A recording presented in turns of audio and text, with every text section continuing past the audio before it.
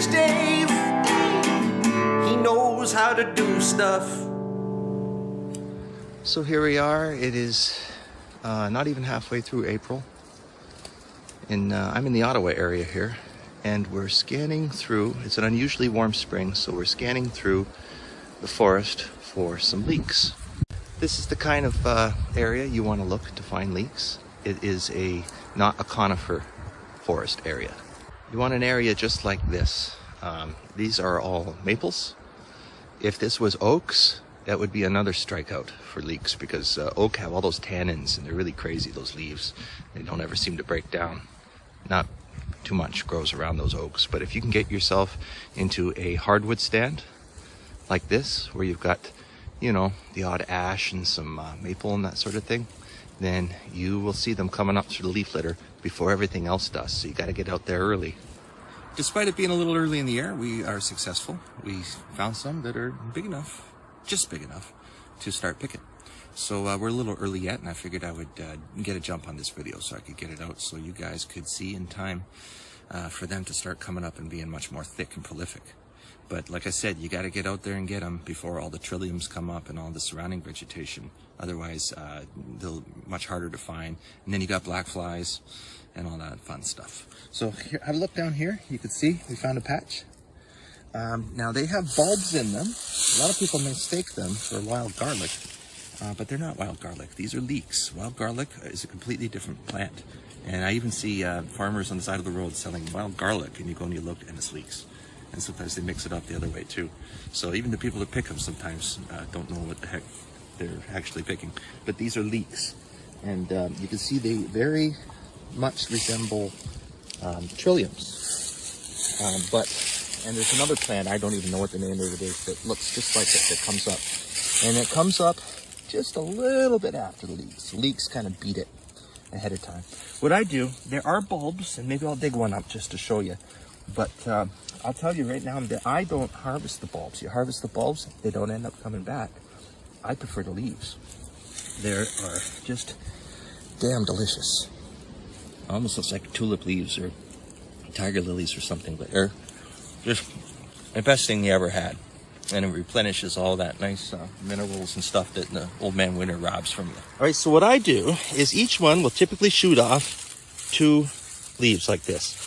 Quite often you'll see 3. Like here's one that, oh no, that's 2. Some of them will shoot off 3 leaves.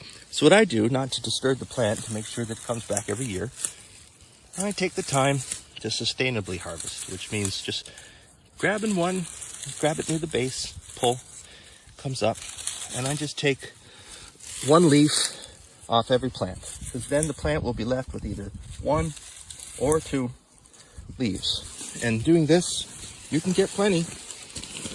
Have a look. I mean, you got a whole bag. You freeze those. If you freeze those in little bags, you try to suck all the air out of it, that'll hold up. They don't get freezer burnt. And you chop them all up and you put them in the place of something you want, like spinach with a kick. That's basically what it is. Delicious stuff. I'll dig up a bulb so you can see what that looks like. All right, so I'm gonna dig up this guy here. This is just to show you guys. Like I said, sometimes I will harvest the bulbs, but typically I don't. So you get in there, you gotta get in there really, really deep. You get yourself like a good sturdy spade shovel or something like that. Get in there, just kind of dig it out, and here is what that ends up looking like. You can see the roots coming off of it.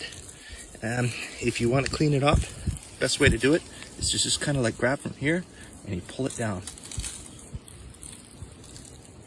And then you're left with that nice bulb. I take my fingernail. So those are what the bulbs look like.